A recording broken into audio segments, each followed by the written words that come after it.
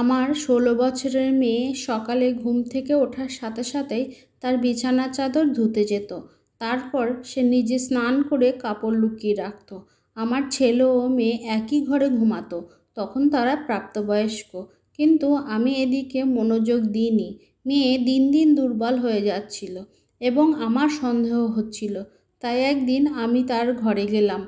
এমনভাবে ওরা কথা বলছিল যেন তারা স্বামী স্ত্রী।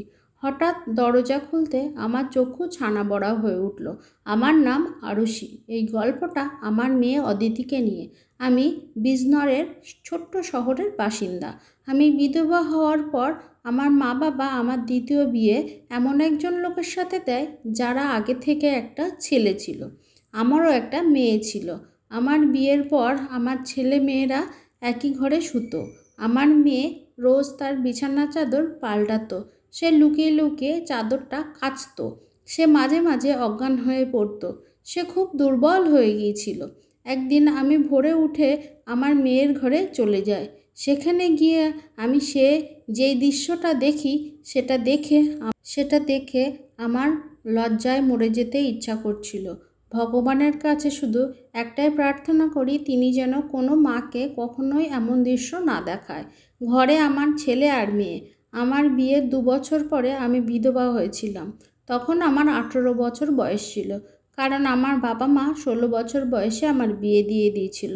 আমি তাদের একমাত্র মেয়ে ছিলাম, কিন্তু আমার বাবার মনে হতো যে আমি তাদের কাছে একটা বোঝা। তারা আমাকে নিজের মেয়ে বলে মানতেই পারতো না। আমি জন্মাবার পর আমার মা খুশি হয়নি। আমার বাবা একটা ছেলে চেয়েছিল, তাই হয়তো আমি হওয়াতে বাবা খুশি হয়নি। বাবা সব সময় আমার থেকে দূরে থাকতো। বাবা আমাকে নিজের সন্তানের মতো ভালোবাসতে পারিনি। উনি আমাকে দেখলেই রেগে যেতেন। আমাদের পরিবারে বিয়ে করার নিয়ম ছিল না, তাই বাবা আর বিয়ে করতে পারিনি। সেই কারণে বাবা আমার পরে খুব রেগে যেতেন। তাই বাবা তাড়াতাড়ি আমার বিয়ে দিয়ে দিয়েছিল। আমার স্বামী একজন সরকারি স্কুলে পড়াতেন। আমাদের একটা ৩ বছরের মেয়ে ছিল। একদিন হঠাৎ সে স্কুল থেকে ফেরার পথে আমার স্বামীর অ্যাক্সিডেন্ট হয় আর তিনি মারা যান। আমার স্বামী মারা যাওয়ার পরে আমার দিনগুলি খুব কষ্টে কাটছিল। আমার উপর অনেক দায়িত্ব এসে পড়েছিল। কিছুদিন পর আমার শ্বশুর শাশুড়ি আমাকে আমার বাবার বাড়িতে পাঠিয়ে দেয়। আমি তাদের উপরে একটা বোঝা হয়ে গিয়েছিলাম। তারা তার ছেলের মৃত্যুর জন্য আমাকেই দায়ী করতেন। তারা এমন করতেন যেন আমি তাদের ছেলেকে মেরে ফেলেছি। আমিও চুপচাপ আমার মা বাবার বাড়িতে চলে আসি। মা বাবার কাছে তো আমি থাকতেই বোঝা ছিলাম। আমি আমার মেয়েকে জড়িয়ে ধরে কাঁদতাম। কিছুদিন পর আমার বাবা মা আমাকে আবার বিয়ে দেন। এইবার তারা এমন একজনের লোকের সাথে আমার বিয়ে দেন যার আগে একটা বিয়ে ছিল। তার একটা ছেলেও ছিল আর আমার একটা মেয়ে ছিল। আমাদের দুজনের অবস্থা একই রকম, তাই আমাদের বিয়ে হয়ে যায়। না হলে তখন আমার জন্য কোনো ভালো সম্বন্ধ আসছিল না। তার ছেলে আমার মেয়ের থেকে ১ বছরের ছোট ছিল। তার ছেলের নাম ছিল অভিষেক আর আমার মেয়ের নাম ছিল অদিতি। না, ৪ জন মিলে খুব সুখে সংসার করতে লাগলাম। দেখতে দেখতে অনেকগুলো বছর কেটে গেল। আমার মেয়ের বয়স এখন ১৬ বছর আর অভিষেকের ১৫ বছর। এখন অভিষেকের বাবা পৃথিবী ছেড়ে চলে গেছেন। উনি রোগে ভুগছিল। ওনার অনেক রকম অসুখ ছিল। আমি চলে যাওয়ার পর বাড়িটা খুব ফাঁকা ফাঁকা হয়ে গিয়েছিল। আমাদের নিজেদের বাড়ি ছিল, তাই ভাড়া দেওয়ার চিন্তা ছিল না। আর আমাদের বাড়িতে একটা ছোট্ট দোকান ছিল। একদিন আমি ঘুমিয়েছিলাম, হঠাৎ আমি একটা আওয়াজ শুনতে পাই, যেটা শুনে আমার ঘুম ভেঙে যায়। আমি বুঝতে পারি যে অভিষেক ঘর থেকে আসছে। আমি দৌড়ে অভিষেকের ঘরে গিয়ে পৌঁছাই। সেখানে গিয়ে দেখি অভিষেক ঘরের ছাদটা ভেঙে পড়েছে। আমার ভয় হয় যে অভিষেক ছাদের নিচে চাপা পড়ে যায়নি তো। আমি একটু কাছে গিয়ে দেখলাম যে অভিষেক সেখানে নেই। ও হয়তো বাথরুমে গেছে। ও খুব জোর বেঁচে গেছে। আমি ঈশ্বরকে ধন্যবাদ জানাই যে অভিষেক নিরাপদে আছে। ওর কিছু হয়ে গেলে আমি ওর স্বর্গীয় পিতাকে কি করে মুখ দেখাতাম? আমার কাছে এখন এত টাকা নেই যে আমরা অভিষেকের ঘরটা মেরামত করতে পারবো। আমি ঘরটা যেমন আছে সেরকমভাবেই রেখে দিলাম। আমি গিয়ে রান্নাঘরে আমার একটা বিছানা করলাম আর আমার ছেলে আর মেয়েকে এক ঘরে শুতে বললাম, কারণ বাইরে খুব ঠান্ডা ছিল। আমার ঘরে একটাই বিছানা ছিল, আর সেখানে দুজনে খুব কষ্ট করে শুতে পারত। আমার ছেলে আর মেয়ে দুজনেই এখন এক ঘরে শুতো। একদিন সকালে অভিষেক তাড়াতাড়ি উঠে জলখাবার খেতে চলে আসে, কিন্তু অদিতি তখনও ঘুমোচ্ছিল। এতে আমি অবাকই হই, কারণ অদিতি রোজ ঘুম থেকে তাড়াতাড়ি ওঠে। আজ ও এত বেলা করে ঘুমোচ্ছে কেন? আমি অদিতিকে ডাকি, কিন্তু তার কোনো সাড়া পাওয়া যায় না। তারপরে আমি তার ঘরে গিয়ে দেখি সে অজ্ঞান হয়ে পড়ে আছে। এটা দেখে খুব ঘাবড়ে যায়। আমি অভিষেককে বলি তাড়াতাড়ি একটা ডাক্তার ডেকে আনতে। ডাক্তার এসে বলে যে অদিতি খুব দুর্বল, ওর শরীরে রক্ত কমে গেছে, তাকে দিয়ে কোনো ভারী কাজ করানো ঠিক হবে না, তাকে এখন আরাম করতে দেওয়া উচিত। ভালো করে খাওয়া দাওয়া করলে ও ঠিক হয়ে যাবে। অদিতি যখন জ্ঞান ফেরে তখন আমি তাকে জিজ্ঞাসা করি, তোর কি হয়েছে? অদিতি বলল, জানি না কি হয়েছে। আমি বসেছিলাম, হঠাৎ করে আমার মাথা ঘুরে গেল। আমি বলি, তুই একটু বিশ্রাম নে, তোর জন্য খাবার নিয়ে আসছি। এই বলে আমি রান্নাঘরে চলে যাই।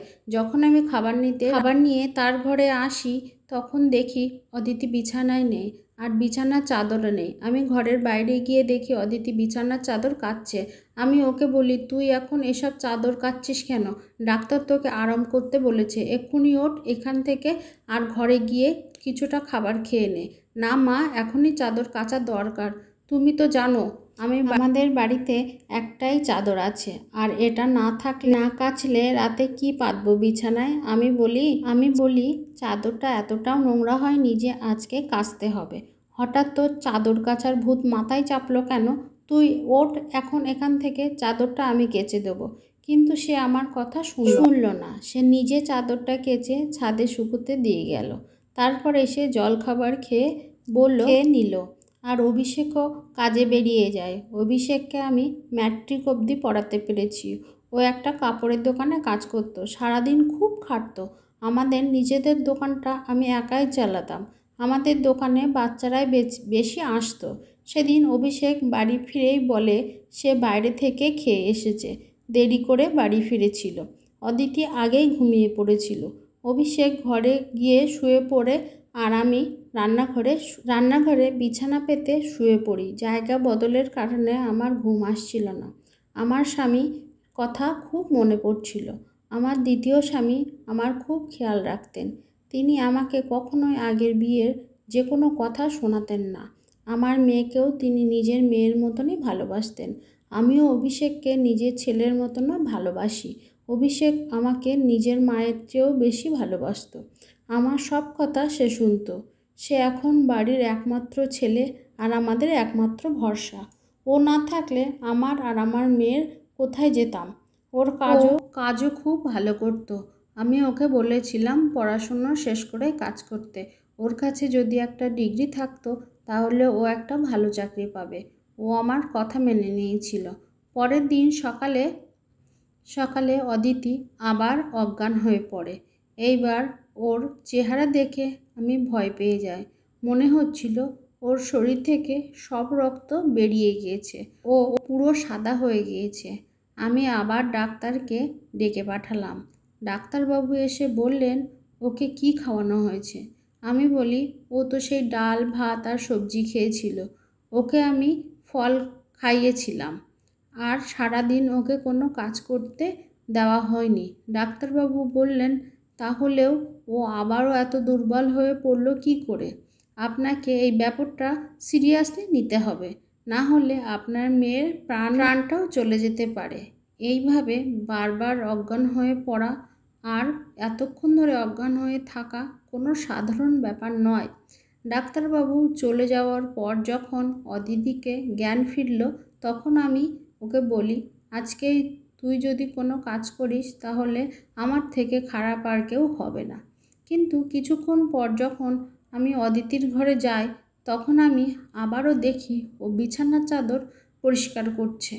এবার আমি দূর থেকে ওকে দেখছিলাম। ও যা সব করছে কোনোটাই সাধারণ না। যবে থেকে অভিষেক আর অদিতি এক ঘরে শুতে শুরু করেছিল, তবে থেকেই এমন অদ্ভুত আচরণ করছে। তবে থেকেই ও অজ্ঞান হতে শুরু করেছে। ওরা দুজনেই সৎ ভাই বোন হয়, কিন্তু ছোটবেলা থেকেই ওরা একসাথে বেড়ে উঠেছে। ওরা নিজেদের ভাই বোনের মতো একে অপরকে ভালোবাসে। তাহলে দিন দিন আমার মেয়ের শরীরটা দুর্বল হয়ে যাচ্ছে কেন?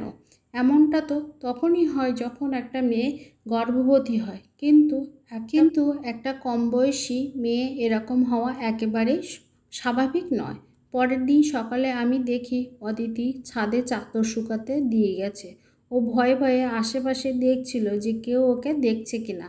আমি রান্নাঘরের জানলা থেকে সব কিছু দেখতে পাচ্ছিলাম। ওর আচরণ আমার খুব অদ্ভুত লাগছে। ও আমার ঘরে এসে শুয়ে পড়ে আর নিজের উপরে একটা চাদর চাপিয়ে দেয়, যাতে আমি বুঝতে না পারি যে ওর নিচে কোনো চাদর আছে কি না। আমি ওর জন্য জলখাবার বানিয়ে নিয়ে যাই। আমাদের দোকানটা ভালো চলছিল না, সেজন্য খুব বেশি খদ্দের আসতো না। শুধু বাচ্চারাই আসতো ট্রফি আর চকলেট কিনতে। তারা 5 থেকে 10 টাকা দিয়েই চলে যেত। এভাবে আমাদের কি করে চলবে? আমি আর আমার ছেলে মেয়েকে এই বিষয়ে কিছুই জানাতামই না। অভিষেক আগে থেকেই একটা চাকরি করছিল। তাকে যদি আমি এসব কথা বলি তাহলে সে আরও বেশি চিন্তা করবে। এদিকে এত কম টাকায় আমার পক্ষে সংসার চালানো মুশকিল হয়ে উঠছিল। ওদিকে অদিতি অসুস্থ, ডাক্তার বলেছে ওকে ভালো ভালো খাবার খাওয়াতে, কিন্তু চাল ডাল কিনতেই তো আমাদের সব টাকা শেষ হয়ে যাচ্ছে। ভাবে সংসার চালানো খুব মুশকিল। একদিন আমি অদিতির অভিষেককে এমন সব কথা বলতে শুনি যা শুনে আমি অবাক হয়ে যাই। তাদের কথা আমি কিছু বুঝতে পারি না। অভিষেক বলছিল, তুই তো এখন থেকেই শরীর খারাপ করে বসে আছিস, আমার মনে হয় তোর আর এই কাজটা করা উচিত নয়। অদিতি বলে, না না, আমি এটা করতে পারবো, এমন সুযোগ তো আর বারবার আসে না। আমি বুঝতে পারিনি যে আমার সাথে এমনটা হবে। আমি ভাবিনি আমার শরীরের শক্তি এত কমে যাবে যে আমি এইটুকু সহ্য করতে পারবো না। অভিষেক বলে, আমি তোর জীবন নিয়ে খেলা করতে পারবো না, তাই আমাদের এটা বন্ধ করা উচিত। অদিতি বলে, এটা তো মাত্র কয়েক সপ্তাহের ব্যাপার, তারপরে আর এমন সুযোগ আসবে না। ওরা কি কথা বলছে আমি তো তা কিছুই বুঝতে পারছি না। একদিন সকালে আমি একটা জিনিস দেখি যেটা দেখে আমার হুঁশ উড়ে যায়। কি? অদিতি ছাদে চাদর শুকাতে দিয়ে গেছে, তার এক পাশে গিয়ে বমি করছে। আমি দৌড়ে গিয়ে তাকে জিজ্ঞাসা করি, তোর কি হয়েছে? তুই কি কিছু খেয়েছিস? আর তুই রোজই বিছানা চাদর কেন কাচ্ছিস? এসব তুই কি করছিস? তুই এমন কোনো কাজ করিস না যাতে তোর আর আমার বাবার সম্মান নষ্ট হয়। এমনটা হলে আমি তোকে কোনো দিন ক্ষমা করব না। আমার মেয়ে বলে, মা তুমি এসব কি বলছো? আমি এমন কোনো কাজ কেন করব যাতে আমার তোমাদের মাথা নিচু হয়? তুমি যেটা ভাবছো তেমনটা একেবারেই নয়। মনে হয় আজকাল তুমি বেশি সিনেমা দেখছো, বা কেউ আমার বিরুদ্ধে তোমাকে উস্কাচ্ছে। আমি যদি রোজ চাদরটা কাচি তাতে কি অসুবিধা হচ্ছে? চাদরটা নোংরা হয় তাই কাচি, তাতে কি হয়েছে? চাদরটা নোংরা হয় তাই কাচি। আর তুমি তো জানো যে আমি রোজ ওষুধ খাই, তার জন্যই হয়তো আজ আমার বমি হলো। তুমি কী সব উল্টোপাল্টা ভাবছো? আমার মেয়ে আমার সাথে এভাবে কথা বলছে, আমি ওর গালে একটা সপাটে চড় মারি। তখনই অভিষেক সেখানে এসে পড়ে। অভিষেক বলে, মা তুমি এটা কি করেছো? তুমি ওর গায়ে হাত কেন তুললে? আমি বলি, হ্যাঁ আমি ওকে মেরেছি, আর এটা আমার অনেক আগেই করা উচিত ছিল। আমি এখনও জানি না যে তোরা দুজন মিলে কি করছিস। যেদিন আমি জানতে পারবো সেদিন আমি তোদের দুজনকে ছাড়বো না। আমি নিজেও জানি না আমার কি হয়েছিল। আমার মুখে যা আসছিল আমি তাই বলছিলাম। আমার এমনটা বলা উচিত হয়নি। সেদিন রাতে হঠাৎ আমার ঘুম ভেঙে যায় আর আমি দেখি আমার ছেলে মেয়ের ঘরে লাইট জ্বলছে। এত রাতে ওদের ঘরে লাইট জ্বলছে কেন? ওদের তো এখন শুয়ে পড়া উচিত। আমি ওদের ঘরের কাছে যাই আর গিয়ে আমি ওদেরকে কথা বলার আওয়াজ শুনতে পাই। কিছু একটা নিয়ে ওরা কথা বলছিল। আমি বাইরে দাঁড়িয়ে ওদের কথা শুনছিলাম।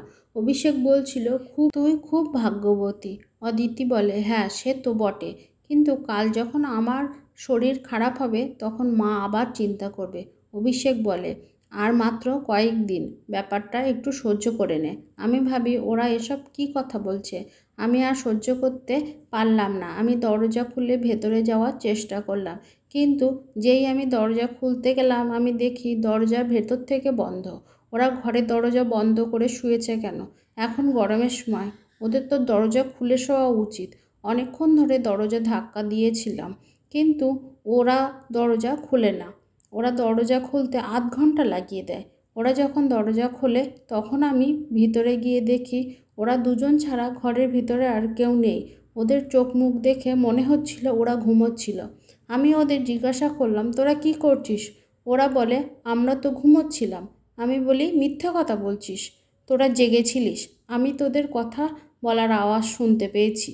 ওরা বলে, আমরা এত রাতে কেন জাগবো? আমাদের কি কাল পরীক্ষা আছে যে আমরা জেগে থাকবো? আমরা ঘুমিয়ে পড়েছিলাম। তখন আমার কাছে বলার মতো কিছুই ছিল না। ওদের দেখে মনে হচ্ছিল যে ওরা ঘুমোচ্ছিল। আমি আর কিছু না বলে ওখান থেকে চলে আসি, কিন্তু আমার মনে হচ্ছে যে কিছু একটা গণ্ডগোল হচ্ছে। একদিন আমি আমার মেয়ের হাতে কালশিটার দাগ দেখতে পাই। আমি তাকে জিজ্ঞাসা করি যে তার হাতে চোট লাগলো কি করে।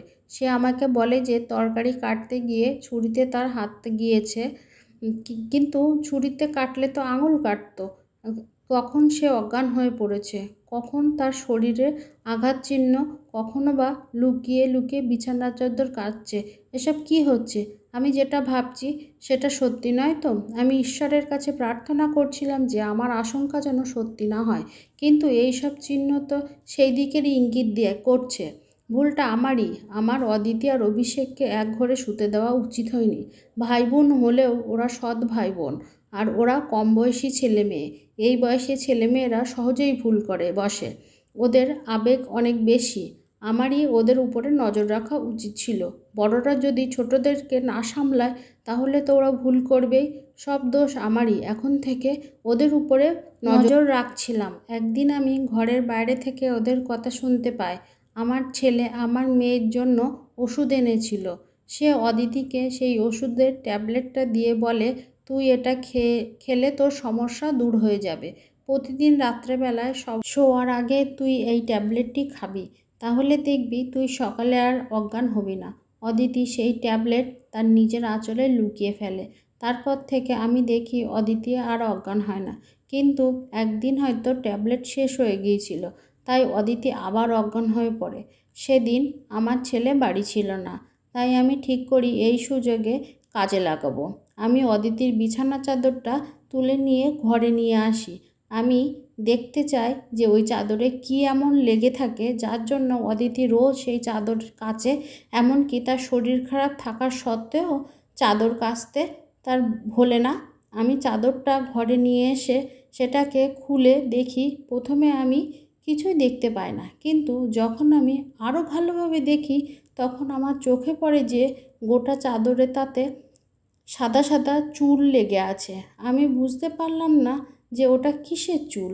ওই চুলগুলো পুরো সাদা ছিল আর একদম ছোট ছোট। আমি কিছু বুঝতে পারছিলাম না। যখন আমার মেয়ের জ্ঞান ফিরে আসে, আমার কাছে এসে বসে আর জিজ্ঞাসা করে, মা, আমার বিছানার চাদরটা কই? ও খুব ঘাবড়ে গিয়েছিল। হয়তো ও বুঝতে পেরেছিল যে আমি চাদরটা দেখে ফেলেছি। আমি বলি, আমি ওটা ধুয়ে দিয়েছি। ও তখন আমার পাশ থেকে উঠে যাচ্ছিল। তখন আমি ওর হাতটা ধরে বলি, আমি আজ দেখে ফেলেছি যে ওই চাদরে কি লেগে আছে। আর এবার তুই আমাকে সত্যি কথা বল, তুই এসব কি করছিস? আমার মনে খুব খারাপ চিন্তা আসছে। আমি যা সন্দেহ করছি সেটা কি সত্যি? আমার মেয়ে আমার পাশে এসে বসে আর আমাকে সব কথা খুলে বলে। ওর কথা শুনে আমার পায়ের তলা থেকে মাটি সরে যায়। ও আমাকে বলে, মা, তুমি যেমনটা ভাবছো তেমনটা একেবারেই নয়। আমি আর অভিষেক বুঝতে পেরেছিলাম যে আমাদের বাড়ির অবস্থা একেবারেই ভালো না। দোকান থেকেও তেমন একটা ভালো টাকা আসছে না, আর ভাইও খুব বেশি টাকা রোজগার করে না। আমরা বুঝতে পারছিলাম না যে আমরা কি করব। তখন ভাইয়ের একটা বন্ধু ভাইকে একটা কাজ দেয়। তার বন্ধুর অনেকগুলো ছোট্ট ছোট্ট বেড়ালের বাচ্চা পুষেছিল, কিন্তু সে একা তাদেরকে সামলাতে পারতো না। তাই সে ভাইকে এই কাজটা দিয়েছিল, আর এর জন্য ভাইকে অনেক টাকা দিত। ভাই সারাদিন ওই বেড়ালের বাচ্চাগুলোকে দেখাশুনো করত, কিন্তু রাতে সে ক্লান্ত হয়ে পড়ত। আমি বুঝতে পারি যে তার রাতে বিশ্রামের দরকার, তাই আমি তাকে বলি ওই বাচ্চাগুলোকে আমাদের ঘরে নিয়ে আসতে বলি। আমি সারাদিন ওদেরকে সামলাই, আর ওই বাচ্চা বিড়ালগুলোর গায়ের রোম আমার বিছানা চাদরে লেগে থাকতো, যেটা আমি সকালে ধুয়ে ফেলতাম, কারণ আমি জানতাম যে তোমার এই ধরনের কাজ একেবারেই পছন্দ হবে না।